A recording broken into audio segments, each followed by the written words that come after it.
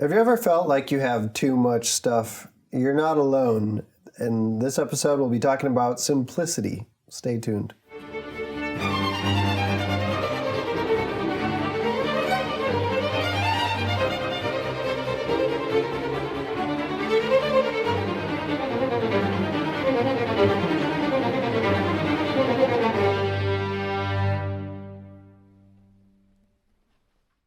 For today's handshake, we want to talk about custody of the mind.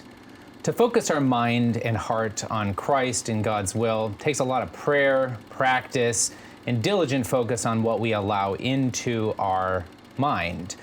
Just like a man doesn't let just anybody into his home, so too should we not just let any thought or idea run amok in our mind.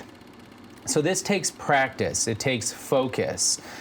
From the base level of not allowing impure thoughts to, again, run untamed, or even our desires for certain ideas to be left unchecked. So as a man, we have to learn to practice custody of the mind. That means controlling your mind so that we can do that which is more prudent, that which our responsibilities require throughout the day, to focus on God and to focus on living a better life. Welcome to another episode of The Catholic Gentleman. I'm your host, Sam Guzman, and along with my co-host, John Heinen. And today we are going to talk about a fun topic, that of living simply. But before we get there, we want to encourage you to subscribe on your platform of choice, whether that's YouTube or your podcast player. And be sure to hit the bell on YouTube for notifications when we release new content. And leave us a review as well on your podcast platforms. Those really help us out.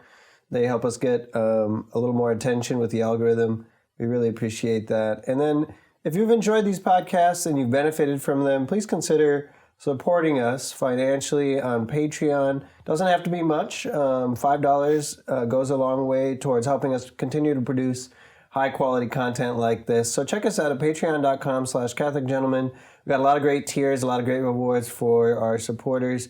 So we would really value your support. Awesome. So talking about living simply, right? Kind of fighting consumerism is the theme of this episode. And we've talked previously on other episodes on how, this kind of consumerist needing to consume keeps us down, right? Holds us in bondage. We are called to be creators. We're called to be to produce things. But we find ourselves being, kind of caged or kept from doing those things because of our consumerist mentality and how at least here in America, I'd say how we've been conditioned. And so breaking free of these chains is likely going to be a lifelong struggle, but we thought we'd start with something today. Yes, right. So. Well, there's a shocking statistic, and statistics are always a dangerous thing. So someone's going to look this up and correct me. But I heard a statistic once that like the average American has 80% of Americans, I should say, have a storage unit. Yeah. Because they have so much stuff they can't fit it in their house anymore. Wow. Also, Americans typically have 300,000 items that they own in their home. Yeah. And you see this, maybe that sounds shocking, but you drive through your neighborhood. If the garage is open, your neighbor's house, he's probably got his garage completely filled up with stuff. Yeah. In my neighborhood, that's the case. Boxes. So my wife and I are pretty ruthless about, going through things periodically and getting rid of stuff that we don't need. And yet stuff just seems to spontaneously generate. That's right. You just think, you're down to the essentials, and then you open a closet and all this stuff comes falling out, and you're just drowning in stuff. And it's like we have so much abundance in the Western world. It's really difficult to keep that in check and to live simply. Not to mention the fact you've got Black Friday and you've got all these killer sales, end of year clearance sales and, just advertisements promising you'll be happy if you just get this one more thing. And it's just kind of seeps into our psyche at some point where we have this restlessness and discontent where we have to just keep getting more. One more thing and I'll be happy. One more thing and I'll have enough. And it just kind of becomes like pathological at some point. Like we just got to break free of this and Agreed. really get back to the essentials of life. Yeah, well, last my count was 290,000 things, so I'm 10,000 shy. So I'm pretty good. You got to stay up to date on these stats. Exactly, but I find that so true, and it's exactly right. And I know that one of the things that I think in calling awareness to this is the psychological effect of owning things and what it has on us. Yeah. I was thinking about Father Innocent, who was on a recent episode of ours, who talked about that when he was freed from attachment to that which he owned and his ownership of things, that he said the idea of stripping yourself from sin just came naturally to him. Yes. And even the attachment to sin started to be far less because of his lack of ownership. Yeah. And so I've reflected on that quite a bit. And Father Innocent, if you don't know, he's a Franciscan Friar of the Renewal. And so as a part of joining their order, they actually have to sell every single thing they own. Every single thing that they have or have possessed in their life, they actually have to get rid of before they join this order. Wow, so it's extreme. And but there's a reason for it, right? Because, and at the same time we think about different movies where you've got like the Jedis and they have to be, removed from attachments to any things of this world, right? Yeah. The reason being is that our possessions call to us. Yes. I brought that up on that book episode, is that every single thing we have in our home in some way, shape, or form calls to us and we identify with. So it can be from the smallest of things of like the table that you use to eat on, and when it gets a scratch, your annoyance in that scratch, to a shirt that you really like or a sweater that you really like that gets eaten by a moth, a true experience that happened to me recently, and it caused anger in me that this a moth just living its life is glorifying God, right? Somehow glorified God in putting a hole in one of my favorite sweaters. And that's never happened to me before, but I do remember, and my wife, if she ever listens to this episode, will laugh because it brought a certain degree of anger within me. And who do I take that out on? Like, not the moth. I mean, I don't know where he went. But again, this possessions attach us to the things of this world and keep us from focusing our minds on the things of the world to come. So everything you own owns you to some degree. Yeah. You get a brand new car. Every little pebble that bounces on the road and hits your car, you're just, oh no, like someone opens the door in the parking lot and slams into your car, and you're like, oh, my beautiful car, and it's just like this anxiety is produced, and the greater your possessions are, the greater that anxiety. So let's say you have a yacht, you're a millionaire, and you got your beautiful new yacht sitting in the harbor. There's a bad storm blows through, you're going to be super anxious about the status of your yacht. Was it destroyed in the storm or whatever? That's right. And so that's why people get insurance. I have this beautiful new car or this motorcycle or this yacht. I got to insure this baby because, something might happen to it. And so there's just this whole degree of anxiety that goes along with everything that you possess. And as Christ said, moth and rust doth corrupt, as you learn the hard way. Yeah, so like everything that we own is tending towards decay, and that produces anxiety within us. We want to preserve it. We want to keep it nice. So it's like it does something to you psychologically, and there's just a weight there.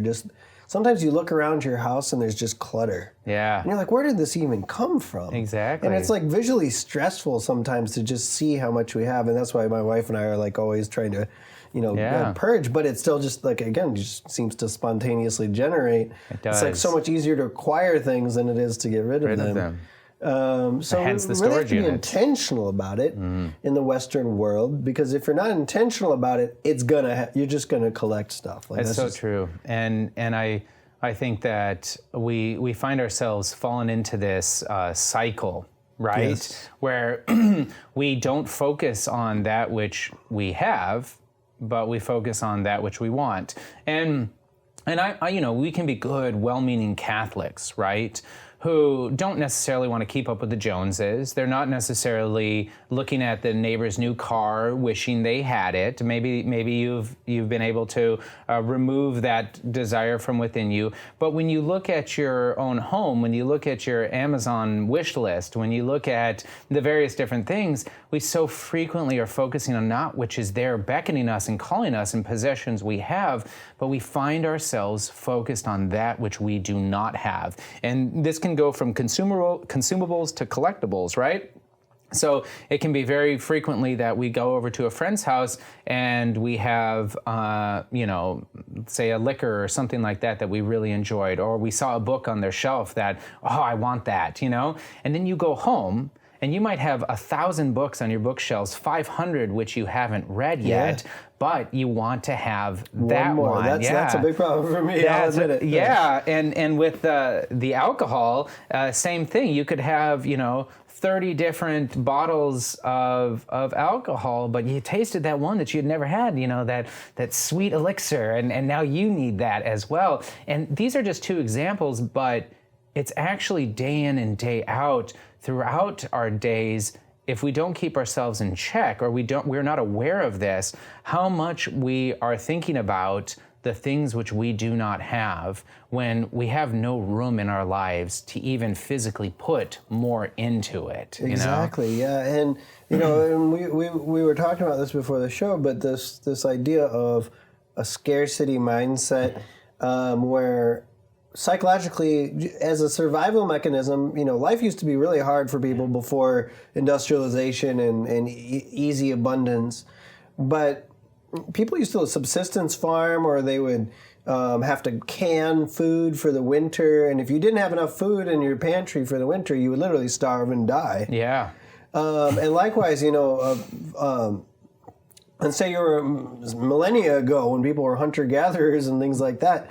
Like if you didn't kill your dinner for the evening, you were going to starve. Yes. So it was literally like, I must have something or I'm going to die.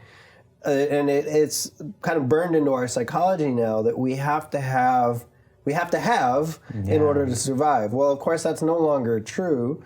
We have grocery stores, we have restaurants, we have food easily available to us. It's not a matter of checking the harvest. It's not a matter of killing your daily bread, so to speak, or your daily meat. Yeah.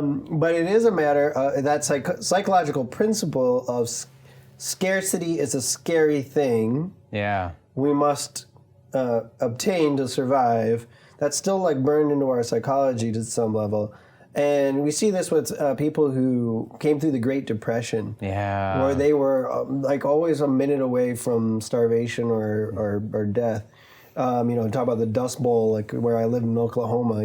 People were extremely poverty stricken. However, then after the Great Depression passed and post-World War II, when there was abundance financially and in other ways, a lot of those people became hoarders. Yeah. Mm. Like I'm talking about like the TV show, like hoarders, like stacked to the ceiling. Why? Because suddenly they had abundance and they were still living with that scarcity mindset, so they just hoarded and it gave them a sense of security. Yeah. Well, we didn't go through the Great Depression necessarily, but we have abundance beyond our wildest dreams.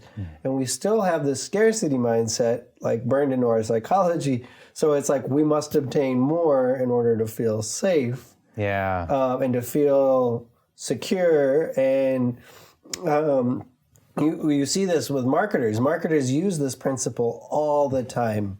Limited edition. That's right. Oh, it's limited. I got to get one before they're gone. Yeah. Or Amazon says, only 5 left in stock. Order now in big red letters. Mm-hmm. Oh my goodness. Well, you gotta click buy now, or it won't be there. Correct. Exactly. Well, of course they're gonna restock probably like the same day. Right. But it's scary. It's like it makes you want to act. It makes you want to hit that buy button. So the marketers know this principle of scarcity is incredibly powerful.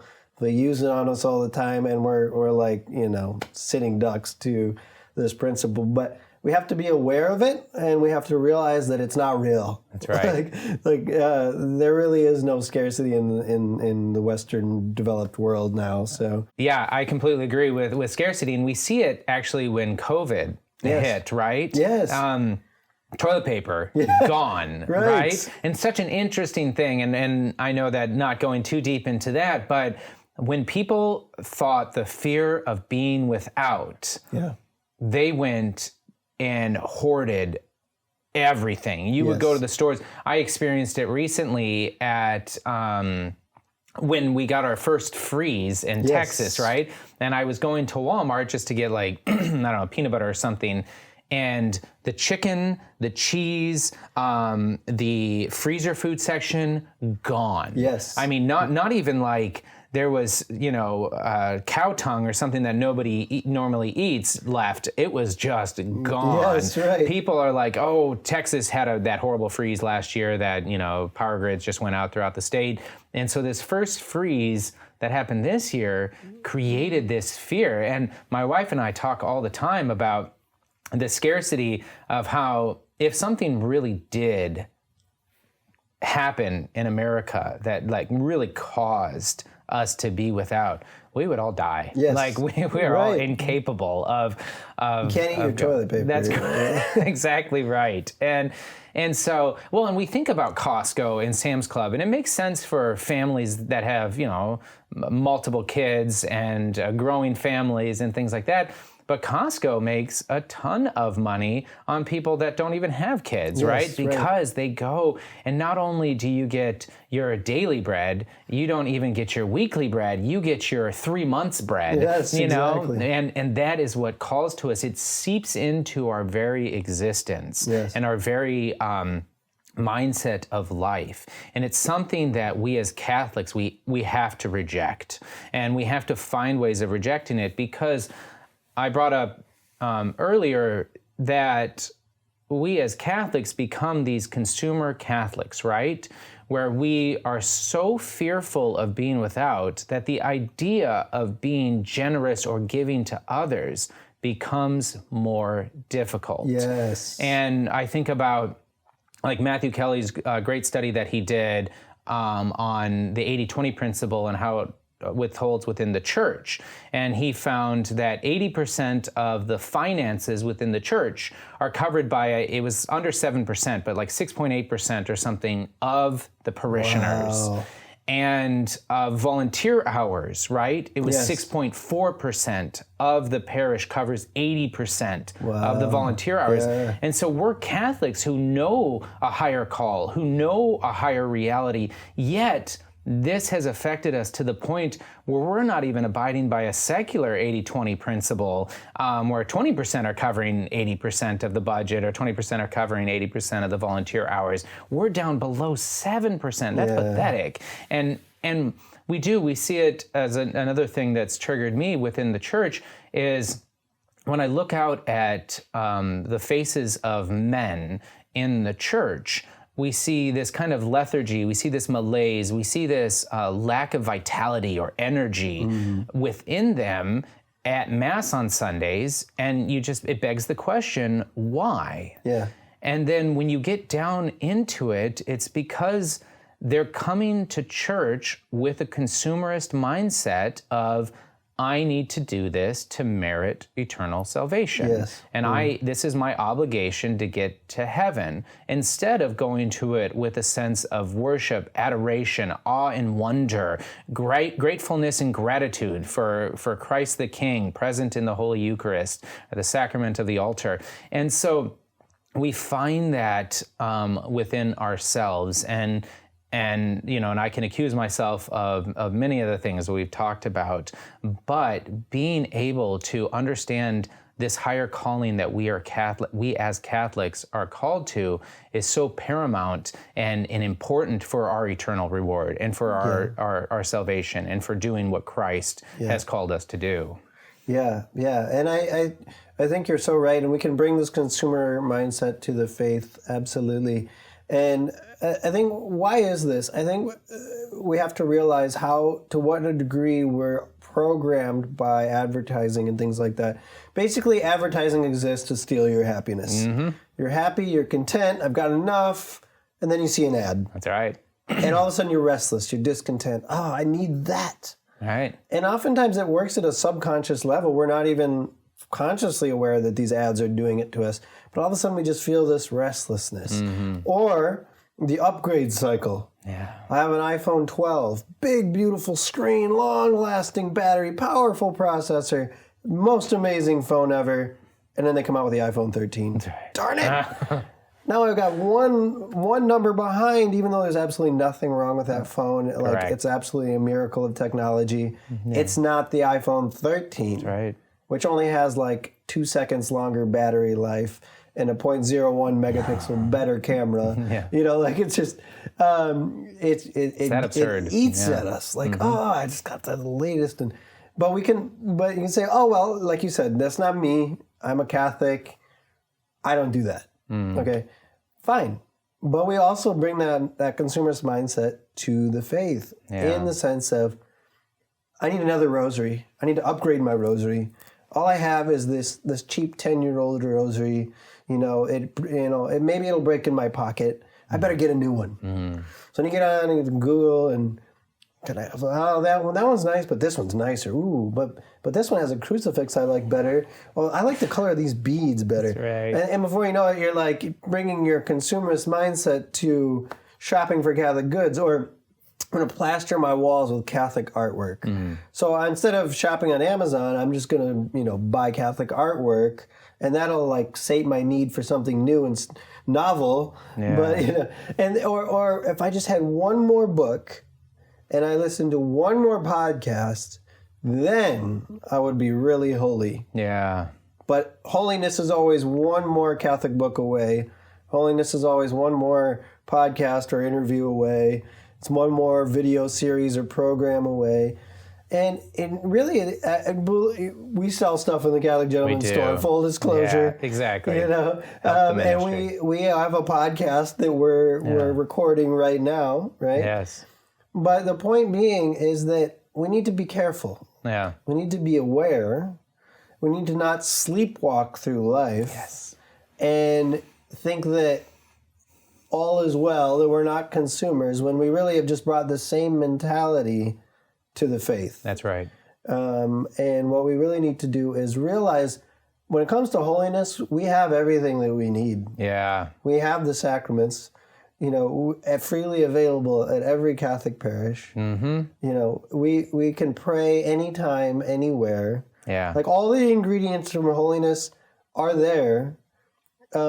We just have to take advantage of them. But sometimes it's harder to do the inner spiritual work. Yes. To grow, and it can be a painful thing. So let's just buy another book. That's right. Or listen to another talk. That's a good substitute. No, like, those things can be aids to us. Yeah. And hopefully they are. But we just need to make sure that we're not using them as substitutes for the actual work of spiritual growth, because truth be told, you really don't need another book. You really don't need another rosary. Like, in essence. Yes. Now, those things are blessings. They're nice. They can benefit us. I have a lot of books. Yeah. I have more rosaries than I know what to do with. But the point is, let's get back to the essentials. Yeah. I totally agree. And I think that this just affects so much everywhere in our life. And it does become, to a degree, sinful and in various different ways, right? And I know that in many cases, it's not hard to justify, right? Right. It's not hard to justify getting the next rosary because it's a sacramental, and I can do so much good with it. But I've got 10 fingers, praise God, and I could just pray on my fingers. Or Right. rope rosaries that cost nothing, are just as good. And in fact, and maybe not intentionally here, but every single thing we do is an investment in our time or our money.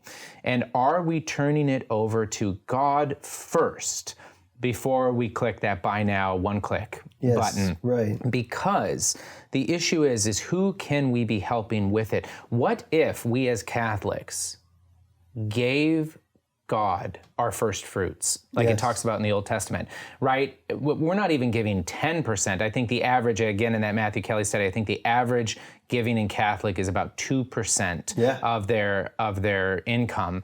And what if we gave 10%?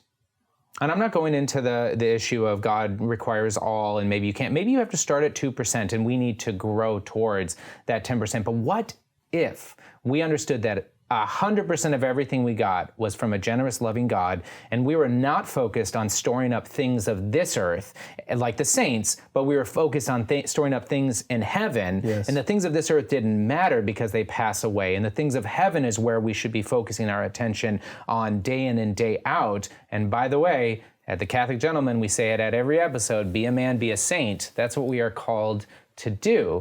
And so this sort of growth in our own spirituality is something that we're called to do. And I guess I'm just thinking right now of Jesus and the loaves and fishes, right? Yes. And that story of the feeding of the 5,000 didn't include women and children. And so this man came to Jesus and said, what are these to all so many, right? Yes, right. 2 fish and 5 loaves. Like, what are these to so many? And Jesus was like, enough. It's what I want. And by the way, I'll take it all. Yep. Because that's what Jesus requires of us. That's what our faith requires of us, is that 100% of our time, 100% of our attention, 100% of our goods and our wealth are given back to God, and in thanksgiving and in gratefulness. And when we understand that and we move that direction, we can start living a day in and day out holy life. And that's what I think I'm calling our listeners and myself in this moment to something greater. So I love that parable, story in the Gospels, because the disciples were coming at it with, again, a scarcity mindset. There's not enough. But then when it was given to Christ, he was able to multiply it to the point where there were 12 baskets conveniently left over. And it was kind of like Jesus, like not so subtle way of saying, you can never outdo me in generosity. Right. Give me what you have, and I will always outdo you in generosity. And you can see this principle too, where, like, again, I've been there in my life where my wife and I are barely scraping by. Yeah. And the thought of tithing is almost like painful. Yes. Like, oh, really? I got to put something in the offering basket. It was scary. Yeah. Like, I don't know how we're even going to pay our bills, much less, give to the church. And yet, every time in my life, every time you choose to make that sacrifice to return to God of the blessings that he's given you, he will always outdo you in generosity. You will always find abundance that you never expected. Yeah. But you got to take that step of faith sometimes and step out and give, and God will, give and it will be given to you. Yeah. And is the spiritual principle. It's like a spiritual law. And it's that verse says, "Given will be given to you, pressed down, shaken over." It's basically talking about like a glass of wine just like overflowing. Yeah. Just because there's just so much God's giving back to you. For every little mite that you give him, he gives you a tenfold in return. So true. So. And we're in Lent here in this episode. And why does the church have Lent? And one of it is, one of the 3 principles are almsgiving, right? And the church requires it of us to give to the poor. And they've set aside these 40 days where it is mandatory for us to focus on this. Now, devout Catholics understand the appreciation of giving and asceticism and dying to pleasures and our addictions throughout the year, right? It's not just every Lent, but it just shows that the church in her wisdom sets aside this as a way for us to die to ourselves and to give to others. So make that something. If you haven't been giving during Lent, right, make that a priority. It is a requirement. It is something that we have to do. And again, I'm not talking about if you've only been giving 2%, all of a sudden giving 10%. I understand that the emotional rift and psychological difficulties and maybe even lifestyle difficulties that you're not capable of making that adjustment right now, but move it to 3%, give a little bit more. And then also I want to encourage our listeners to avoid the mindset, because I've been in the exact same situation that Sam as mentioning with my wife and I, where we were making very little money and we had another child on the way, and we were praying daily, begging God for his taking care of fruit. Yeah, exactly, to take care of us. And it was super difficult. And we did, more times than I can count, talk about not giving because of our, poverty here and now.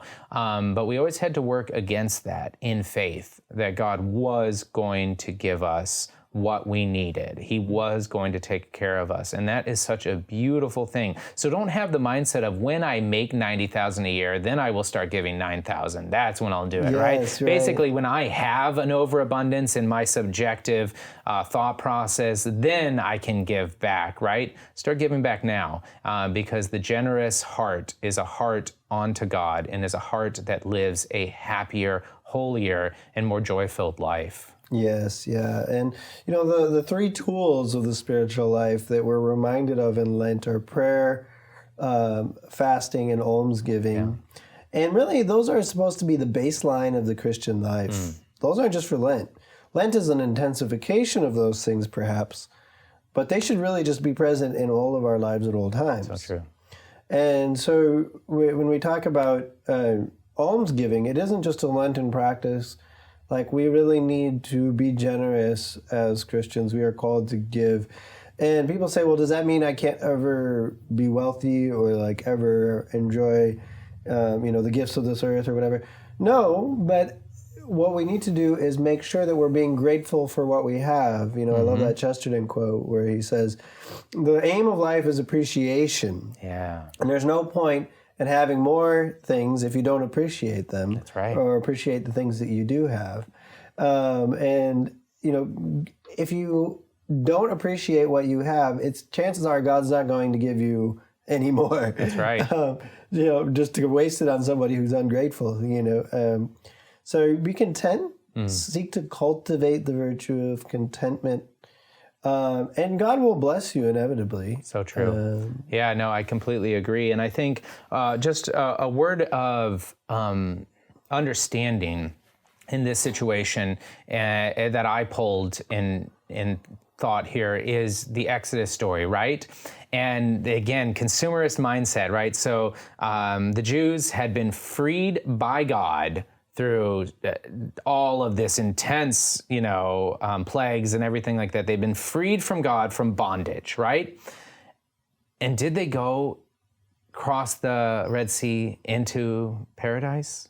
Or into the land of milk and honey? No, they went into the desert. And they went into the desert for not 1 year, 2 years, 3 years, but 40 years, right?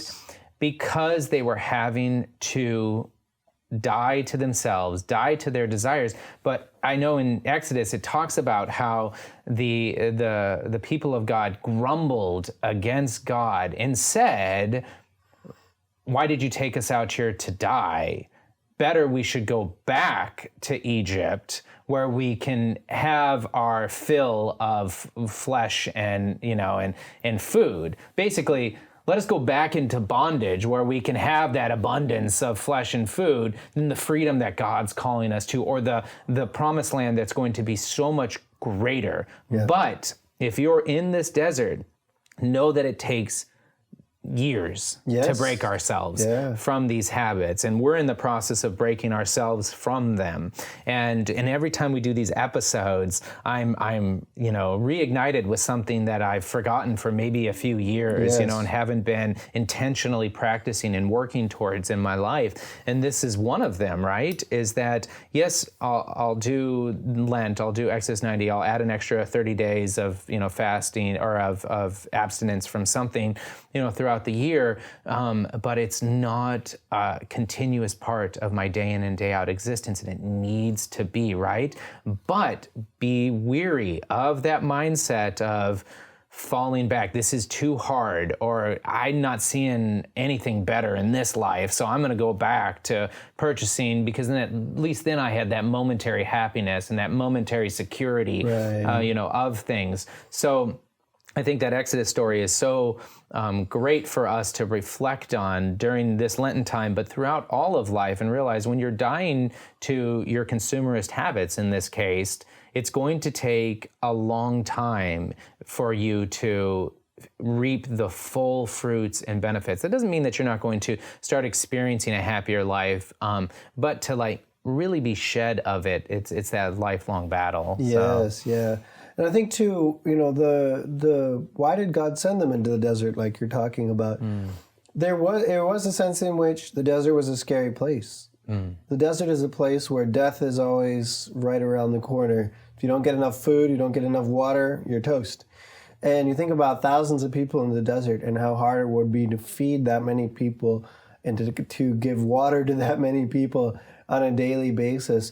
Basically, what God was wanting them to do is, 40 is like a number of purification in the Bible. Yeah. Jesus went and fasted for 40 days in the desert. It's getting like kind of that experience of being radically dependent on God. It can be purifying for us. And in our lives tend to be cyclical, where we go through seasons that recur. And one of those seasons is like a desert season, where we may come off of a period of abundance and all of a sudden we feel that radical dependence on God. And we call out to him like you were describing, please provide. I'm radically dependent on you. Yeah. And then he does. And then we forget God. We get fat and lazy spiritually. Right. And think that we've got this all under control. And then all of a sudden that desert season recurs. And it's like, I better call on God again. And we so easily forget God in our comfort and abundance. So there's something purifying about that simplicity of being completely dependent on God for your daily bread. I think that these seasons even of leanness financially can be faith-building if we allow them to be. That's so true. They can, faith-building, well stated. They can be purifying as well.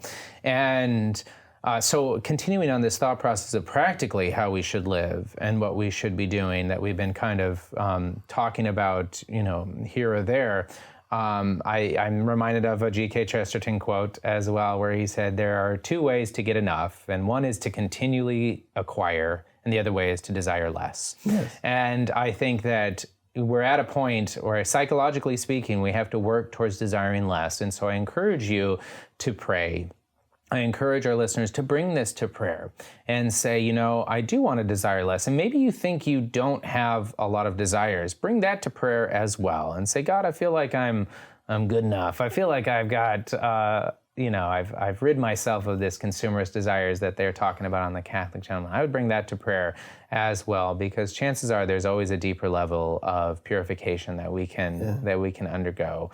And so that's going to be my first suggestion, is to pray. My second one is going to be more thankful in life, right? Yes. The person that looks around at all of their possessions and gives thanks is a person that's going to realize they don't need all of these possessions. Yes. So be thankful for that which you have. It's also going to be, I guess, more immediate. You're not going to desire more because you're spending time focused on that which you have, the possessions which you have. And maybe you're going to be looking at it and be like, why do I still have this, right? Yes. That happened to me in my letter jacket that I had in high school, right? Happened about a year ago, where we were looking through a box that we hadn't opened up in 5 or 6 years, and there's my letter jacket from high school. And it's like, why am I holding on to this letter jacket from when I was 18 years old? When this jacket could be used to keep somebody else warm. Yes. But it was pride, it was an attachment to the past, but it was also a certain degree of pride because I had accomplished so much in my high school life. Well, that was nothing in comparison to the children that God has given me and the life He has given me now. And so be thankful for the things that you have, be looking through them. And then the third thing that I recommend is be more generous, right? Yeah. Find time to give to others, give to your church at a greater degree, give to without expecting anything back, right? I know that's something that we're struggling with nowadays, is this idea is I'm giving to my church, but I disagree with how the church is spending it, or I disagree with the direction the church is going, therefore I'm going to withhold this. It's also the wrong mindset. Yes. Because first off, what happens is we don't give it to anyone then. We don't find another nonprofit that's doing great work and give it. We just don't make time for that. We just decide that we're not going to give to our local church. But first off, you're not giving to your local church because you agree with everything that they're doing. You're giving because it's our obligation as Catholics. You're giving to God through your church. Correct. Thank you. You're giving to God through your church. And so those would be my three things: is start desiring less, right? Start praying about that, bringing that to prayer. Start being more thankful in life, grateful for the things that God has given you, the abundance of the earth, all things that He has given us for His glory, and then start giving back. Start being more generous in life. Be it just encouraging people, thanking or talking about how great they look on a particular day, but also financially and monetarily speaking as well. Yeah, absolutely. And I think too, the gratitude is so key because it really helps us cultivate a sense of wonder for the gifts that we have. Yeah. I've been living in my house for several years. And according to the world standards, it's not a spectacular house, But every time I come home, I just try to give thanks to God for the home that He's given me. Yeah. There's been people who have their houses repossessed. There's people who've been foreclosed on. There's people who can't afford to buy a house. The fact that I even have a house is a gift. Yeah. Give thanks for that. So I practice a thing where I write 3 things that I'm thankful for every day. And usually, sometimes they're the same things, sometimes they're new things. Doesn't matter. I think the point is I'm grateful for what I have, and it really has radically changed my way of seeing the world. So I would definitely second the gratitude. The other thing I would say is be mindfully aware that consumerism is an epidemic in our culture. Yes. And again, it only works because it works below the conscious level. We're not aware that we're doing it. Correct. So cultivate this awareness that every impulse that you have doesn't need to be acted upon. There's this great Viktor Frankl quote where he says, between stimulus and response, there is a space. And in that space lies our growth and our freedom. And I think that's so true, especially when it comes to shopping. Amazon wants to remove that space. Yes. They want you to have an impulse and to act on it immediately. That's why they have one-click shopping and, one-day shipping and all of these things that make acquiring things so darn easy. Yeah, frictionless. If you could have a thought and the package would show up on your door, if Amazon can figure out a way to do that, they would do that. They would. But fortunately, they haven't gotten there quite yet. But the point being is, we have to cultivate a check on our impulses, expand that space through the power of awareness. I want to buy that. Oh, no, actually, do I really need that? Right. And start creating some checks and balances. So one simple way to do this is to put it in your Amazon cart and sleep on it. Yeah. I've done this more times than I can count, and I find I actually don't need that thing that's sitting in the Amazon cart, and I'll hit delete. Same thing with shopping at the store. We don't realize this, but product placement in stores is an absolute science. Yes. We get groceries from Walmart sometimes. Milk and eggs, the essentials, they're in the back of the store. Back, yep, exactly. And there's a reason for that, because they want you to walk through the entire store and see all kinds of other things that you need before you get to those basic staples like eggs and milk. And it works every time. There's been so many times when I went to Walmart for one thing and left with 15 things, and I'm like, oh, they got me again. Yeah. So again, cultivating that awareness and building in checks and balances, even just putting something in your cart and walking around the store for 20 minutes a lot of times you'll realize you don't actually need it. So cultivate that awareness and build in some breaks in your life that can slow you down and keep you from just hitting that buy now button. And that can really make a big difference. It's good to wait. It's healthy to wait. And I like this connection that you're already bringing up that connects us closer to actually parenting and how we parent kids, because we have required that of our children. If they want something, and they have the money, right? We have this this saving system, and including giving to the church, but. If they want something, and they have enough money for it, we require them to wait 7 days. Yes. They have to want it for 7 days before they're allowed to purchase it. That's great. And 50% of the time, by 24 hours, they no longer want it, right? Because we have this temptations of the world, right? Yes. Which is calling us from a physical, or temptations of the flesh even, that are calling us, and we see it so alive in our kids, but we become dead to the fact that it's still alive in us, and we have to put these stops in place to check ourselves, and I think that's such a good point. Yeah. There's one other point I want to make too, is be aware of the fact that sight is the sense most powerfully connected with desire. Yeah. Which is why visual ads are so powerful. You see a beautiful person in a beautiful home with a nice product, and you want that product all of a sudden. So watch your eyes. What are they focusing on? What are they feeding on? That often indicates what you're going to want in life. For sure. And then kind of related to that, remind yourself of what's essential. Read the lives of the saints. Maybe read a minimalist or simple living blog or something like that. Continue to remind yourself of these higher values rather than the impulsive values that are kind of beneath the surface a lot of times. And that will go a long way to, again, putting the mental brakes on, do I really need this? So yeah, wonderful. Well, I'm grateful for the time and for the conversation for our listeners here. So we've come to the end of an episode where it's time to discuss a nightcap. And so this is your first time. If it's your 50th time, we're grateful.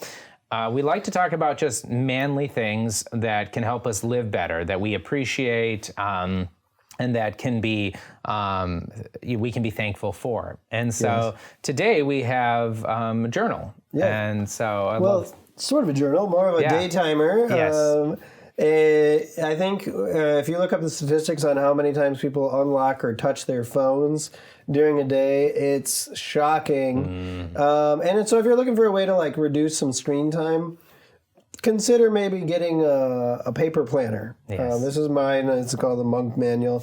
I like the way it's laid out. But there's gazillions of these out there. But having a paper timer can reduce screen time. Yeah. And how many times have you got it on to check your calendar and then ping, a notification comes in and all of a sudden you're all distracted? You're not going to get distracted with this. It helps you stay focused.